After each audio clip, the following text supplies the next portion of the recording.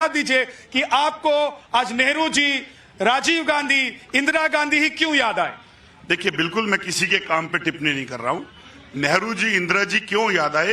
एक छोटे से बजट के ऊपर जिस प्रधानमंत्री ने आधुनिक भारत के निर्माण की सोच करी, इसरो बनाया, एम्स बनाए, वो आज 70 साल की विरासत के अंदर बिक रहे हैं। देश का गौरवपूर्ण युग है, क्योंकि चंद्रयान 1 अगर यूपीए सरकार में मनमोहन सिंह के नेतृत्व में गया और 19 के अंदर चंद्रयान 2 सफल नहीं हुआ और तीसरा चंद्रयान अगर मोदी जी के नेतृत्व में गया तो गौरव की बात है। लेकिन उस गौरव के अंदर अगर देश के प्रधानमंत्री और सेंटर की स्थित सरकार देश के गरीबों को भी सोच ले, मैं कोट करूंगा। अब ये बात गजब की हो जाती है, मैं फिर रोकूंगा आपको, टोकूंगा, आप कहेंगे टोक देते हैं। बात चंद्रयान की हो रही है तो क्या मिशन को ड्रॉप कर देते? आपको मालूम है कि इस मिशन में कितना पैसा खर्च हुआ है? आदि पुरुष की फिल्म पर जितना पैसा खर्च हुआ है उससे कम पैसे के खर्च पर यह मिशन हो गया है। जरा जोरदार ताली बजा दीजिए। एक फिल्म जितने में बनी है उससे सस्ते में यह मिशन पूरा हो गया है और चंद्रयान ने उड़ान भर ली है। सवाल यह है कि राजनीति हमने देखा था कि जब चंद्रयान 2 किसी वजह से पूरा नहीं कर पाया था अपना सफर और क्रैश हो गया था, तो हमने देखा उसके बाद भी कांग्रेस की तरफ से सवाल उठाए गए थे और कांग्रेस के एक नेता उदित राज जी ने तो कह दिया था कि पूजा पाठ किया, मोदी जी वहां पर थे इसलिए फेल हो गया। चंद्रयान 3 के सफल प्रक्षेपण के लिए सभी नागरिकों को, अपने प्रधानमंत्री जी और देशवासियों के सभी नागरिक को धन्यवाद दिया गया, शुभकामनाएं दी गई। मैं बता देना चाहता हूं अपने कांग्रेस के चंद्रमोहन शर्मा जी को, कोई नहीं है टक्कर में, क्यों पड़े हो चक्कर में। 424 सैटेलाइट लॉन्च हुए और जिसमें से 389 सैटेलाइट पिछले 9 साल में मोदी सरकार में लॉन्च किए गए। यह भी याद रखना, 256 बिलियन यूरो अगर कमाई से आया है भारत को, तो उसमें से लगभग 223 मिलियन यूरो मोदी सरकार में आया।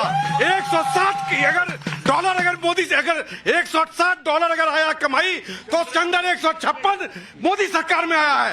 भूलना मत। एक बात और कहने की बात है, हमारा चंद्रयान 2 जब तो असफल हो गया, और सफलता में हर कोई ताली बजाता है, और जब वो सफल हो गया तो यही मोदी जी थे जो जाके साइंटिस्ट को गले से लगाकर उसके आंसू को पोंछने का काम किए थे। इसे भूलना मत।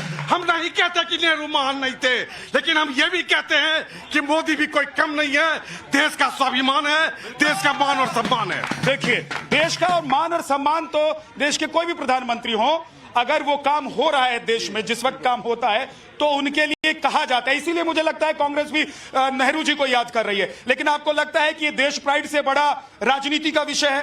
राजनीति का बिल्कुल विषय नहीं है, ये देश के सम्मान का विषय है, देश की प्रगति का विषय है। ये चीज समझ लीजिए। अगर आप इसमें राजनीति करते हैं तो 17 साल से जो देश का अपना कबाड़ा किया है वही आगे आप करना चाहते हैं। ये चीज समझ लीजिए कि देश की प्रगति का विषय है। ये देश का 70 साल का कबाड़ा कर रहे हैं, ये ऐसा मानते हैं, है जी? आज ठीक वहीं रहिए, सब ठीक है इधर। हाँ क्या जी, देश का 70 साल में कबाड़ा हुआ है और इधर 2014 के बाद सब कुछ बढ़िया चल रहा है क्या? बहुत गजब गजब के काम हुए हैं माननीय श्रीमान नरेंद्र मोदी जी की अध्यक्षता में as a prime minister of India. आज हिंदुस्तान तो क्या विश्व में कोई आदमी नहीं है जो डिजर्व करता हो as a prime minister of India. लेकिन वो कह रहे नेहरू जी ज्यादा बढ़िया काम कर रहे थे। नेहरू जी ने अगर बीज नहीं डाली होती तो अब ये पेड़ कहां से खड़ा होता? नेहरू जी 35 है देंगे, देश के साथ चोरी करी 35 है बिना संविधान के। अब ये सब बातें इससे आप लोग करने लगते हैं। मैं माइक लेकर आता हूं, अब इसका जवाब क्या करूं मैं, बताइए चंद्रमोहन जी। सर अब देखिए, अब चुप हो जाएंगे, अब बोलेंगे नहीं, क्योंकि लोग तो दोनों तरफ से बोलते हैं। अब सवाल ये नहीं है कि किसके दिल में किसके लिए कितना प्यार और कितना गुस्सा है। बात यह है कि अगर चंद्रयान 3 ने सफल प्रक्षेपण किया है तो उसके लिए श्रेय क्या नेहरू जी को देंगे? नहीं, देखिए ऐसा है, चंद्रमोहन जी कांग्रेस के ऐसे नेताओं में से हैं जिनसे आप डिबेट कर सकते हैं। इन्होंने कम से कम मोदी जी का नाम लिया। कांग्रेस इतना कटसी भूल गई है कि एक सफलता में प्राइम मिनिस्टर को भी बधाई दे दे। अगर आप बधाई दो दोगे तो नेहरू जी को भी लोग याद करेंगे। लेकिन हर चीज में मैं ये पूछ रहा हूं, आज कांग्रेस के लोग जवाब दें कि 1955 में होमी जहांगीर भाभा ने इसका प्रस्ताव दिया, 5 साल बाद जाके तय हुआ कि ठीक है हम बना लेते हैं। उसमें भी डिफेंस के एरिया में भी अंतरिक्ष जाए, ये फैसला फैसला नहीं हुआ था। डिफेंस के एरिया में पहली बार नरेंद्र मोदी सरकार में अंतरिक्ष के 3 लक्ष्य थे पहले, चौथा लक्ष्य फर्स्ट टाइम इसी सरकार में जोड़ा गया। और इसरो के पूर्व अध्यक्ष ने कहा कि हमने मनमोहन सिंह सरकार में प्रस्ताव दिया था कि हम एंटी सैटेलाइट जो है लॉन्च करना चाहते हैं, वहां हमको अनुमति नहीं मिली। 2019 में गया। तो जब आप सवाल उठाएंगे तो जाहिर है कि आप पर उठेगा।